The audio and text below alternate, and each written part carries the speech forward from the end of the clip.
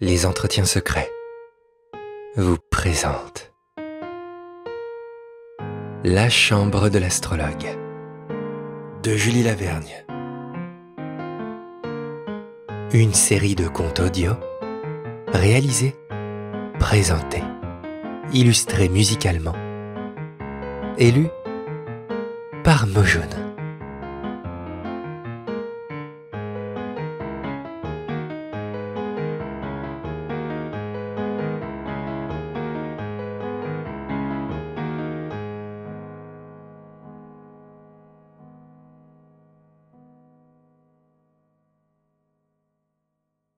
Chacune d'elles avait les yeux obscurs et caves.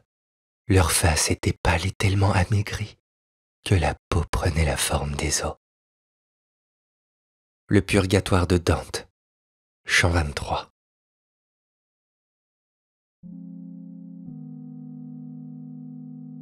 Au printemps de 1675, alors qu'allait s'ouvrir cette campagne d'Alsace qui coûta la vie au maréchal de Turenne, on ne voyait à Saint-Germain et à Paris que départs et préparatifs de guerre, et les adieux des gentilshommes qui partaient attristaient la ville et la cour. Dans le jardin d'un bel hôtel du quartier Neuf à Saint-Germain, la comtesse Marguerite se promenait appuyée au bras du comte Henri de Boisbriand-Lussot, colonel du régiment de Royale Cavalerie. Ils étaient sérieux tous les deux, et les yeux de la jeune dame témoignaient qu'elle avait pleuré. « Êtes-vous bien décidé à ce sacrifice ?» lui demanda son mari après un moment de silence. « Ce n'est point un sacrifice auquel je me résigne, » dit-elle. « C'est une grâce que je vous demande. Je serais bien moins à plaindre en votre absence si vous me permettez d'aller à Lussot. Là, entouré de nos enfants et de votre sœur, je retrouverai mes anciennes occupations de châtelaine campagnarde. Et je vous assure qu'il me sera plus agréable de prier pour vous, avec nos bons paysans de Touraine, que de me parer et d'aller, l'inquiétude et la mort dans l'âme, assister à la comédie et au jeu de la reine. Oh, le roi sera contrarié de votre absence, madame. Vous savez qu'il n'aime pas que l'on quitte la cour, surtout quand le départ d'une partie de la noblesse la rend moins brillante. Si mon départ déplaît au roi, dit la comtesse, je suis assurée que la reine m'approuvera et fera au besoin ma paix avec sa majesté. Ma mère ne quittait jamais la cour, dit le comte. Madame de Boisbriand étant dame d'honneur de la reine, ne le pouvait pas, monsieur. Mais moi, grâce à Dieu, je suis libre.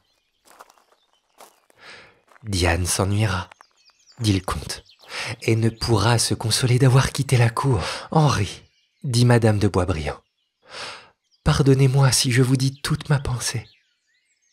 Je ne voudrais pas prononcer un mot qui ne pût vous offenser, mais je suis responsable de Diane depuis la mort de sa mère. Sa beauté, son amour des plaisirs, l'attention qu'elle attire, les succès qu'elle obtient, la faveur du roi, en un mot, m'effraie. Je vous prie de ne pas interpréter mes paroles comme un blâme pour elle. Je l'aime autant que si elle était ma fille. Mais si j'étais la mère de mademoiselle de Boisbriand, j'aurais déjà quitté la cour pour l'amour d'elle. La voix de Marguerite tremblait en parlant ainsi, et une vive rougeur colorait son beau visage. Le comte l'avait écoutée en silence. Il réfléchit un instant. « Je vous comprends, dit-il. Vous avez raison, et je vous remercie. »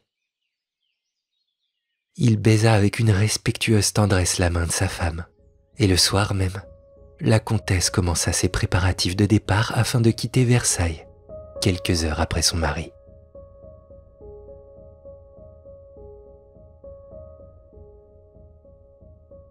Diane de Boisbriand était née au château de Saint-Germain, et sa beauté Son esprit et sa gentillesse l'avaient rendu dès l'enfance le jouet favori de la reine et des princesses. Vive et pleine d'agréments, elle faisait le charme des compagnies les plus élégantes et, sauf 2 années passées à la visitation, tout son temps s'était écoulé dans les fêtes. On l'avait surnommée la petite fée et rien ne résistait à ses grâces fantasques.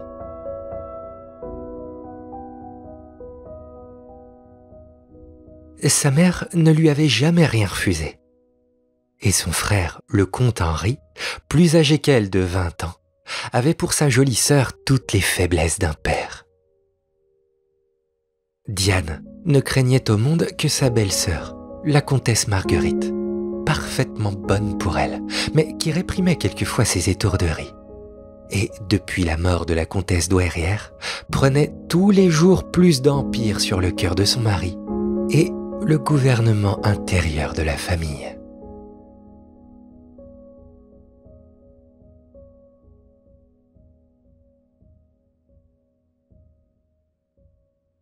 Les projets de départ de la comtesse furent annoncés à Diane et la consternèrent. Elle courut trouver son frère et le pria, le supplia de la laisser à Saint-Germain, chez quelques-unes des amies de sa mère. Pour la première fois de sa vie, elle essuya un refus. Elle pleura et s'écria. « Vous voulez donc m'enterrer toute vive dans votre affreux château de Luçon ?» Mais le comte Henri fut inflexible et lui assura, du reste, que Luçon était un charmant séjour et qu'une saison passée au bord de la Loire dans le plus joli pays du monde, avec toutes les aises de la vie et en compagnie de sa belle-sœur et de ses neveux, ne pouvait être considérée comme un enterrement. Le comte fit ses adieux, et Diane, qui aimait beaucoup son frère, pleura, gémit et jeta les hauts cris si bien que sa belle-sœur ne put s'empêcher de lui dire « Vous oubliez, ma sœur, que vous êtes une bois brillant et que la devise de votre maison est « Patior tacere ». Je souffre, je me tais. La comtesse dit adieu à son mari sans verser une seule larme et le pria de bénir ses enfants. « Allez, monsieur, lui dit-elle, oubliez femme et enfants et ne songez qu'à bien servir le roi. » Mais dès qu'elle fut partie, elle tomba évanouie et fut pendant plusieurs heures entre la vie et la mort.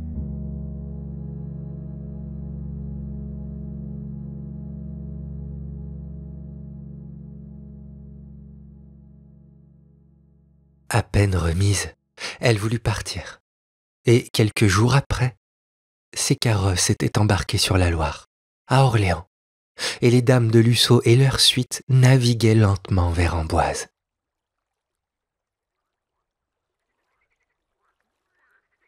La beauté des rives de la Loire et l'innocent babil de ses petits-neveux distrayaient Diane. Elle avait d'ailleurs été profondément touchée de l'état où elle avait vu sa belle-sœur, et lui témoignait beaucoup d'amitié. La comtesse Marguerite, de son côté, était pour elle d'une bonté et d'une grâce charmante. La première couchée se fit à Beaugency, la seconde à Blois, et dans l'après-midi du 3e jour de leur navigation, les voyageuses arrivèrent en vue des tours royales d'Amboise, que doraient les rayons d'un beau soleil. L'intendant de Luçon attendait sur le port, et tandis qu'il veillait au débarquement et conduisait la comtesse et ses enfants à l'hôtellerie du Lion d'Or, Diane voulut absolument se faire conduire au château. Elle eut le temps avant la nuit de visiter la chapelle Saint-Hubert et les principaux appartements et d'admirer la vue des campagnes et du fleuve au soleil couchant. Vraiment, se dit-elle, les rois d'autrefois choisissaient bien leur résidence. Et Amboise devait être un plus agréable séjour que Saint-Germain et Versailles. Le lendemain matin, on attela de bonne heure, et la route d'Amboise à Luçon était si jolie que Diane commençait à se réconcilier avec son sort. Mais lorsqu'elle aperçut les sombres tourelles du château de Luçon, les créneaux, les machicoulis, le pont-levis et les corbeaux voltigeant autour du donjon noirci par 500 hivers, la jeune demoiselle se sentit frissonner. « Hélas, dit-elle, habiterons-nous cette prison ? Vous verrez comme elle est belle en dedans, dit Marguerite. J'y ai passé avec votre frère des jours bien heureux, et je vous assure que, s'il était là, Luçon me paraîtrait plus beau que Saint-Germain. »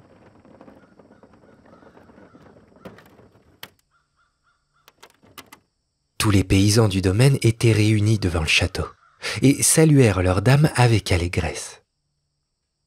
Les jeunes filles et les enfants leur offrirent des couronnes et des bouquets de violettes, et des corbeilles de pommes ridées et de pruneaux de Tours. Seul fruit et seule fleur que la saison présenta. La comtesse Marguerite n'entra pas au château avant d'avoir parlé à tous ces braves gens, et Diane, encouragée par son exemple, se montra fort gracieuse avec les jeunes filles. Puis, les châtelaines entrèrent dans le vieux manoir, qui était tenu en bon ordre par d'anciens serviteurs, mais dont le mobilier, datant du temps de Louis XI, surprit étrangement la belle Diane par son austère simplicité. On lui avait préparé une chambre voisine de celle de la comtesse, mais désirant être libre, elle la refusa sous le premier prétexte venu, et en choisit une à l'étage supérieur. On l'appelait la chambre violette ou la chambre de l'évêque, parce qu'un grand-oncle du comte actuel de Boisbriand, évêque de Tours sous Henri IV, y avait habité. La tenture de camailleux violet et les boiseries de chêne rendaient cet appartement assez sombre. Mais la grande cheminée sculptée en marbre blanc qui la décorait, et surtout le large balcon de pierre d'où l'on dominait toute la vallée, plurent à mademoiselle de Boisbriand, et elle en donna ordre à ses femmes de porter tous ses bagages dans la chambre violette. Après le dîner, on se promena dans le parc et l'on soupa de très bonne heure. Toute la compagnie était fatiguée du voyage, et la comtesse Marguerite donna le signal du coucher. « Y pensez-vous, ma sœur ?» s'écria Diane. « Il est 8 heures à peine. Sommes-nous devenus des poules ?» « Veillez si vous voulez, ma belle petite sœur, » dit Marguerite. « Mais nos domestiques sont là. Vos neveux tombent de sommeil, et pour moi, je n'en puis plus. Avec votre permission, je vais me coucher en même temps que mes enfants. Si vous voulez lire, voici les clés de la bibliothèque, qui est voisine de votre chambre. Je vous souhaite le bonsoir. » « Madame la comtesse a bien raison, » dit la femme de chambre favorite de Diane. « Et vraiment, mademoiselle devrait bien faire comme elle. Voilà 8 jours que nous n'avons couché dans un bon lit. Et quant à moi, je soupire après le mien. »« Oh, eh bien, » dit Diane, « arrangez mes cheveux et allez vous coucher, Nicole. Je me déshabillerai bien toute seule pour une fois. Mais je n'ai point envie de dormir, et je veillerai, quoi qu'on fasse. » Nicole ne se le fit pas dire 2 fois. Elle accommoda les cheveux de sa maîtresse, apprêta le lit, attisa le feu, et se retira dans la garde-robe, où elle devait coucher.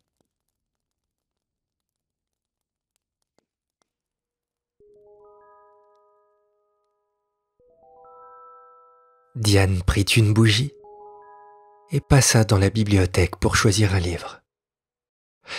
Elle y vit un arbre généalogique sur parchemin, orné de forts écussons peints et dorés, et quelques vingtaines de livres sur des rayons poudreux. Elle monta sur une chaise et lut des titres, la plupart latins, et annonçant des ouvrages d'histoire, de théologie et de jurisprudence. Pas un roman, pas un conte, hélas.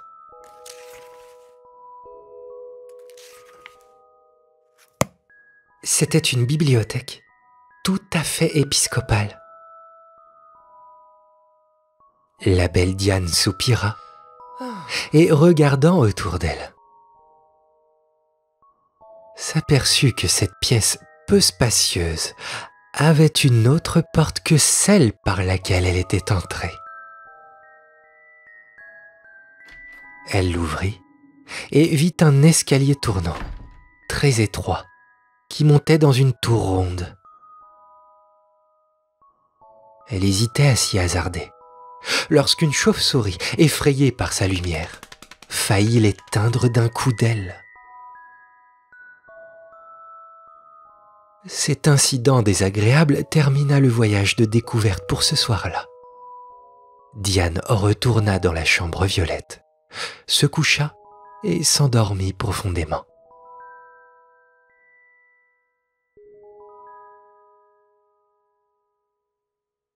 Le lendemain matin, à peine habillée, elle voulut aller dans la tour, mais la comtesse la fit prévenir qu'il était l'heure de la messe. Après la messe, il fallut déjeuner en famille, et il était plus de 10 heures quand Diane put s'échapper pour aller satisfaire sa curiosité. L'escalier de la tour la conduisit d'abord devant une porte fermée, puis sur la plateforme, d'où elle put voir un magnifique paysage. Mais elle ne le regarda point, et la porte fermée seule l'occupait.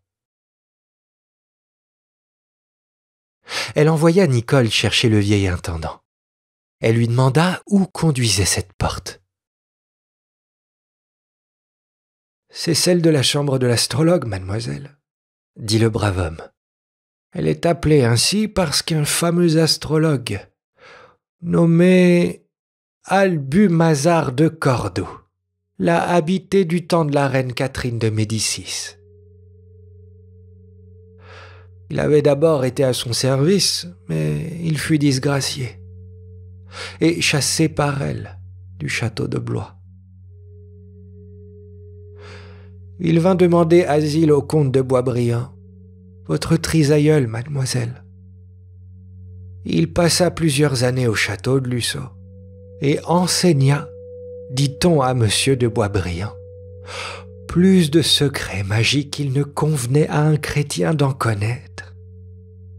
Les bonnes gens assurent que l'astrologue fut emporté en chair et en os par le diable à cause d'un certain pacte qu'il avait fait avec lui.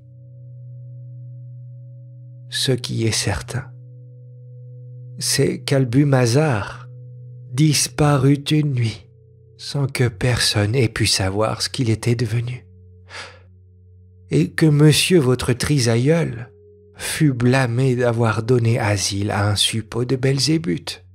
Cela ne lui porta pas bonheur. Il mourut jeune et de mort violente.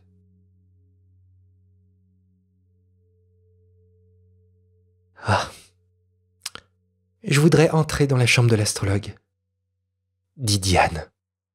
Je ne vous le conseillerais pas, mademoiselle, dit l'intendant. Et cela quand même, la porte serait grand ouverte. Mais elle est condamnée depuis bien longtemps. C'est monsieur le comte qui en a la clé, et il ne l'a jamais confiée à personne. Pour moi, qui suis ici depuis 50 ans, je ne suis jamais entré dans cette chambre. Mademoiselle a-t-elle quelque autre ordre à me donner? Aucun, dit Diane d'un air boudeur. C'est fort contrariant, il pleut, je ne puis sortir, et le seul endroit de ce vilain château où je voudrais entrer est fermé à clé. Si mademoiselle voulait visiter la salle d'armes, dit l'intendant, elle y verrait des choses bien curieuses. Je ne me soucie point de ces vieilles ferrailles, dit Diane. Vous pouvez vous retirer. Marguerite vint elle-même lui proposer de commencer une belle tapisserie. Elle y consentit d'un air ennuyé. Puis, le temps redevint beau, on descendit au jardin. Un courrier arriva, apportant de bonnes nouvelles du comte. Plusieurs châtelaines des environs vinrent faire visite aux dames de Luçon. mais rien ne pouvait distraire Diane de son idée fixe.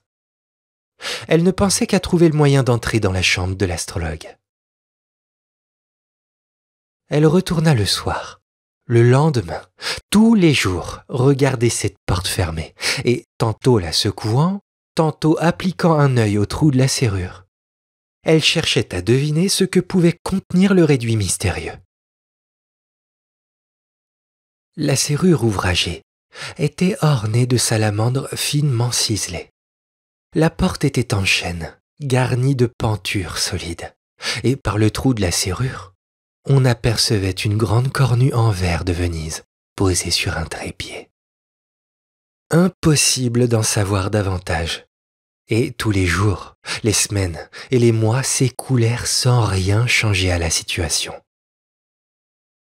Or, un jour que Diane, impatientée de ne rien trouver d'amusant à lire dans la bibliothèque, s'était décidée à monter à l'échelle et à inventorier le rayon supérieur qui contenait quelques manuscrits à miniature. Elle fit, en déplaçant l'un d'eux, tomber un objet de métal et descendit de l'échelle pour le ramasser. C'était une assez grosse clé, dont l'anneau était orné d'une salamandre. À cette vue, Diane bondit de joie et, s'élançant dans l'escalier, courut essayer la clé à la serrure aux salamandres. Elle l'ouvrait. En entendant grincer le pêne rouillé, la jeune fille hésita un instant.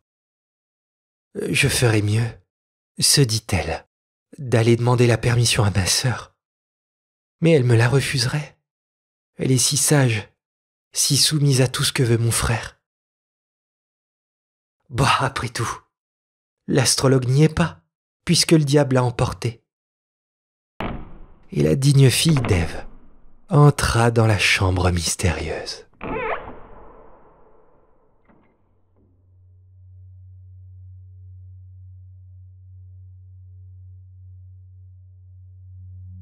C'était une pièce presque ronde, voûtée, éclairée par une seule fenêtre ogivale et meublée très simplement. Un lit à baldaquin, dont les tapisseries rongées des verres tombaient en lambeaux. Un fourneau de chimie, une cheminée à hotte saillante, un bahut, un grand fauteuil, 2 tables surchargées de creusets et de cornues encombraient cette pièce. Du reste, ni tête de mort, ni chouette empaillée, rien d'effrayant, mais force toiles d'araignée et beaucoup de poussière. Diane s'attendait à mieux. Elle ouvrit le bahut. Il ne contenait que de vieux vêtements que les mythes avaient réduits à l'état de charpie. Mais sur une des tables, devant le grand fauteuil et près d'une antique lampe de fer à 3 becs, un assez gros manuscrit relié en cuir noir et dont les fermoirs étaient ornés de signes cabalistiques attira l'attention de Diane. Il était ouvert, comme si l'hôte qui habitait jadis cette chambre eût été obligé de suspendre son travail à l'improviste. Et en effet, la ligne restait inachevée, la plume tombée à terre, et l'écritoire renversé qui avait taché quelques-unes des pages du manuscrit témoignait que la veillée de l'astrologue avait été violemment interrompue. Diane, ne se souciant pas d'être surprise en flagrant délit de curiosité, s'empara du manuscrit, referma la porte et cacha soigneusement le livre et la clé dans la chambre violette. Le soir même, dès qu'elle fut seule, elle se mit à lire le manuscrit. Il était écrit en français, assez lisible. Et lorsque minuit sonna, Diane était encore occupée à déchiffrer les pages jaunies de ce traité de nécromancie.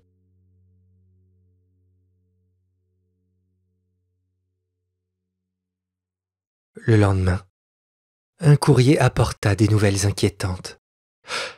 La campagne traînait en langueur. Le général Montecuccoli harcelait les troupes françaises en évitant de livrer bataille. Et bientôt après, la mort de Turenne vint jeter le découragement dans l'armée. Puis, les courriers n'arrivaient plus, et l'inquiétude des châtelaines devint telle que la comtesse Marguerite elle-même regretta d'avoir quitté Saint-Germain, ou du moins elle aurait eu de fréquentes nouvelles de la guerre. Elle avait appris la mort de plusieurs gentilshommes, amis ou alliés de sa famille, et tremblait qu'on ne vînt lui annoncer celle de son mari. Diane partageait toutes les angoisses de sa belle-sœur, et de plus, n'avait pas comme elle pour les surmonter la ressource de la prière et de la confiance en Dieu. Diane n'était chrétienne que de nom, et enviait souvent la patience et la résignation de Marguerite. « Oh, disait-elle, quel supplice de ne pas connaître l'avenir. Cette incertitude nous tue. »« Hélas, petite sœur, disait Marguerite, c'est au contraire une grande bonté de Dieu de nous l'avoir caché. L'espérance dédommage de l'incertitude, et c'est bien assez de souffrir quand l'heure du sacrifice est venue, sans la connaître d'avance. » La comtesse passait des journées et des nuits presque entières à la chapelle, et ses petits-enfants seuls pouvaient la faire sourire. Quant à Diane, inquiète, agitée, elle montait 20 fois le jour au balcon pour regarder si quelque messager n'apparaissait pas sur la route, ou, faisant seller son cheval et celui de l'intendant, elle galopait jusqu'à Amboise et revenait sans rien avoir appris. Un soir, c'était à la fin d'août, alors que les nuits deviennent longues et que de nombreuses étoiles filantes parcourent le ciel, Diane, lasse de les regarder, quitta le balcon et, s'asseyant, ouvrit au hasard le livre de l'astrologue. La page qui lui tomba sous les yeux lui avait toujours paru incompréhensible, mais tout d'un coup, par une intuition subite, elle en pénétra le sens. « Si ce livre dit vrai, s'écria-t-elle, il y a ici même, dans la chambre violette, un lutin, un esprit qui m'entend. Hôte invisible du château de mes pères, toi dont j'ose prononcer le nom pour la première fois. Orson, si tu es là, frappe 3 coups. » Elle écouta. Et 3 coups secs frappés sur la boiserie lui répondirent. Diane était une fille des croisés et ne s'effrayait pas facilement. Elle sentit cependant son visage devenir froid, mais elle se raidit et dit d'une voix ferme : « Si tu peux me donner des nouvelles de mon frère, frappe 1 coup. Sinon, frappes-en 3. »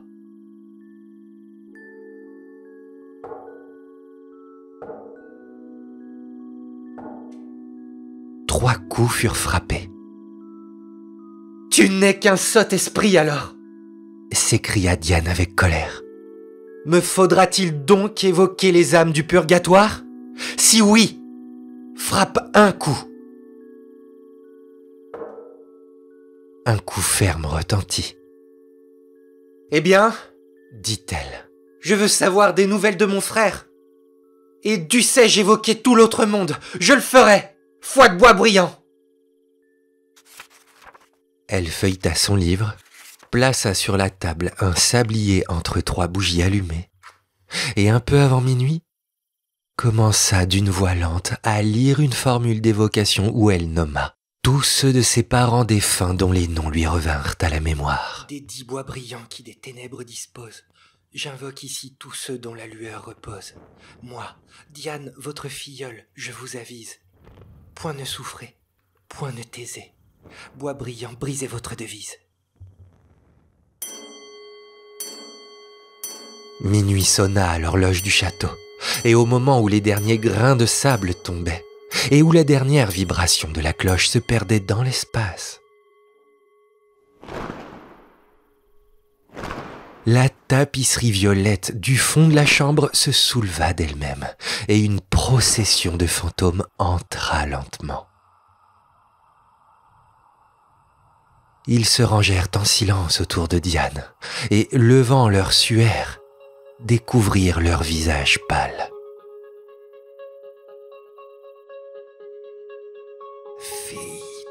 Fille des bois brillants, dit l'un d'eux. Pourquoi appelles-tu nos pauvres âmes souffrantes? Diane voulut les interroger, mais sa voix s'arrêta dans son gosier. Muette d'effroi, elle regardait tous ces visages inconnus. Tout à coup, ses cheveux se dressèrent et elle jeta un cri d'angoisse. La noble figure de son frère, du comte Henri de Boisbriand, était devant elle. Et de ses deux mains, il pressait sur sa poitrine un linceul ensanglanté. « Henri !» cria-t-elle. « Henri !»«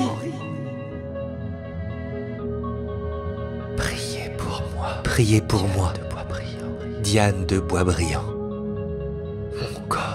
Mon corps repose dans une tombe ensanglantée, et mon âme souffre d'effroyables tourments. » Elle n'en entendit pas davantage, et tomba, comme si elle eût été morte.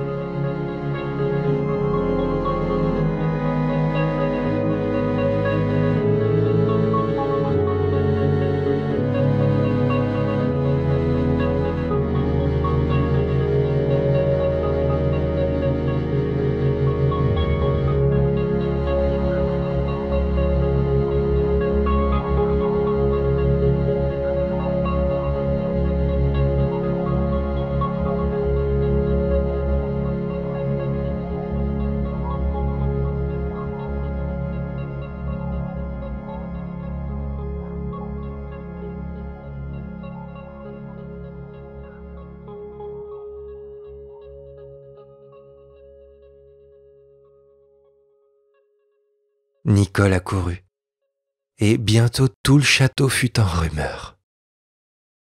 Le lendemain et les jours suivants, la comtesse Marguerite veilla près de sa jeune sœur que dévorait une fièvre ardente.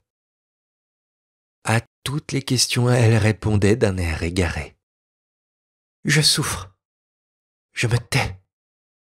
Oh, ma sœur, par pitié, ne m'interrogez pas. » Enfin, la fièvre disparut. Mais la jeune malade tomba dans un marasme effrayant. En vain, sa sœur et ses neveux l'entouraient de soins et de caresses. En vain, la comtesse lui assurait qu'elle avait de bonnes nouvelles d'Henri. Rien ne réjouissait la pauvre Diane. « On me trompe, » disait-elle. « Je l'ai vu. Il est mort. » Et l'horrible vision était toujours devant ses yeux. Elle repoussait même le prêtre qui essayait de la consoler. Et Marguerite, désespérée, croyait que la raison de sa sœur était perdue à jamais. Un jour, la malade s'était endormie, et Marguerite était près d'elle. Une de ses femmes vint lui dire à voix basse : « Madame, un cavalier vous demande, il arrive de l'armée. » La comtesse, tremblante, courut hors de la chambre. Un homme l'attendait dans la pièce voisine. C'était le comte Henri, qui, dans son impatience, avait devancé ses gens et venait d'arriver à franc-étrier. Elle s'élança dans ses bras, mais à peine lui eut-il dit « Où est ma sœur ?» qu'elle fondit en larmes et lui raconta l'étrange maladie de Diane. Le comte Henri, fort affligé, lui dit « Oh, la joie de me revoir la guérira, j'espère. » Et prenant ses deux enfants par la main, il alla s'asseoir près du lit de Diane. Celle-ci ouvrit les yeux et jeta un cri. « Encore toi !» dit-elle. « Âme chérie de mon frère, que veux-tu ?»«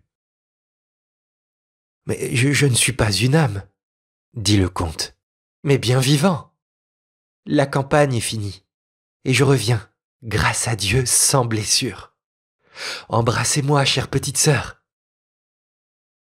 Elle lui jeta ses bras autour du cou et pleura longtemps sans pouvoir dire un seul mot. Sa convalescence fut longue. Ses rêves de la nuit lui retraçaient la vision. Elle croyait toujours entendre frapper sur la boiserie et voir entrer les fantômes dans la chambre violette. Elle pria sa sœur de la faire transporter dans un autre appartement. Peu à peu, ses forces lui revinrent, et elle confessa sa faute au bon curé de Luçon. Celui-ci se fit remettre par elle le livre magique et la clé de la chambre de l'astrologue, et, les donnant au comte, l'engagea fortement à brûler tout ce que contenait ce lieu maudit et à ne jamais questionner sa sœur sur la cause de sa maladie. Dès que Diane put marcher, Henri lui proposa d'aller à la chapelle. Appuyée sur le bras de son frère et sur celui de la comtesse, la jeune et pâle convalescente sortit de sa nouvelle chambre et entra dans la galerie qui conduisait à la tribune seigneuriale. Cette galerie, ornée de panoplies et de portraits de famille, était alors éclairée par un beau soleil. Les yeux de Diane se fixèrent sur un portrait et elle s'écria: « C'est lui que j'ai vu !»« Vous l'aviez donc remarqué, ma sœur ?» dit Marguerite. « N'est-ce pas qu'il ressemble étonnamment à mon mari ?» Diane chancelait. Son frère la fit asseoir en face du portrait. « C'est vrai, » dit-elle. « Si ce n'était le costume et le cadre, on le croirait fait d'hier. »« Il a pourtant plus d'un siècle de date, » dit le comte. « Et lorsque Clouet le fit, d'après mon trisaïeul Henri de Boisbriand, il ne prévoyait pas assurément la figure que j'aurais. Vous lui ressemblez aussi, ma sœur. Le type de notre famille s'est conservé d'une façon surprenante. »« Comment est mort votre trisaïeul ?» demanda Diane. « Fort tragiquement, » dit le comte, et pour une bien mauvaise cause. Un méchant astrologue dont il s'était entiché lui avait prédit et conseillé certaines choses qui le déterminèrent à prendre part au complot calviniste de la Renaudie, et il fut tué à ses côtés dans la forêt de Château-Renaud, en 1560. Sa veuve le vengea, en faisant enlever de nuit l'astrologue, qu'elle livra pieds et poings liés à Catherine de Médicis. Cette reine, peu miséricordieuse comme vous savez, fit pendre le maudit sorcier, qui blasphéma jusqu'au pied de la potence. « Je veux faire dire des messes pour lui, » dit Diane. « Pour l'astrologue ?» s'écria son frère. « Ce serait perdre votre latin, ma sœur. »« Non, » dit Diane, « c'est au comte Henri que je pensais. Je prierai pour lui toute ma vie. Ah, mon frère, il y a plus d'un siècle que son corps repose dans une tombe ensanglantée, et son âme souffre encore d'effroyables tourments. »« Et qu'en savez-vous » dit Henri. « Pour moi, je pense qu'il est en paradis depuis longtemps. C'était un brave et loyal seigneur, fort aimé de ses vassaux, et on n'est pas perdu pour avoir conspiré une fois et mangé un peu de vache à Cola. »« Mon frère, » dit Diane, « la justice de Dieu est inflexible et le ciel bien difficile à gagner. » Elle ne put se relever, et son frère et sa sœur l'emportèrent dans leurs bras. Sa jeunesse finit par triompher de la maladie, et bientôt les médecins déclarèrent que Diane pouvait être ramenée à Saint-Germain. Marguerite vint le lui annoncer, s'attendant à voir éclater sa joie. Mais Diane répondit avec un grand calme. « Puisque j'ai la force d'aller à Saint-Germain, je pourrais bien aller jusqu'à Blois. Veuillez m'y conduire, ma chère sœur. Je désire, avant de rentrer dans le tumulte de la cour, faire une retraite de 8 jours à la Visitation. » La comtesse ne s'étonna pas de ce désir et accompagna sa jeune sœur au monastère des filles de Sainte-Marie, que gouvernait alors la mère Paul Hieronyme de Montaut.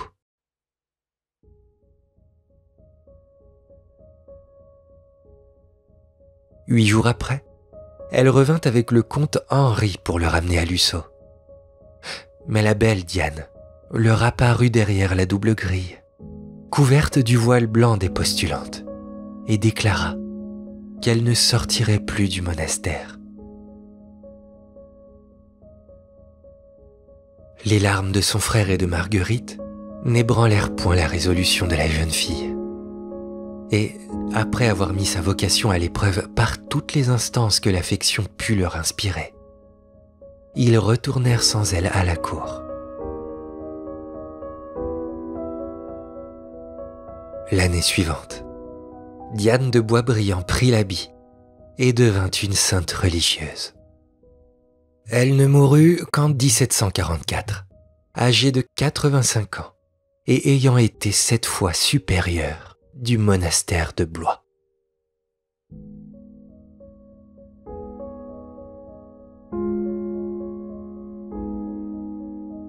C'était La chambre de l'astrologue de Julie Lavergne. En espérant vous avoir diverti le temps d'un conte, je vous dis à très bientôt pour le temps d'un autre.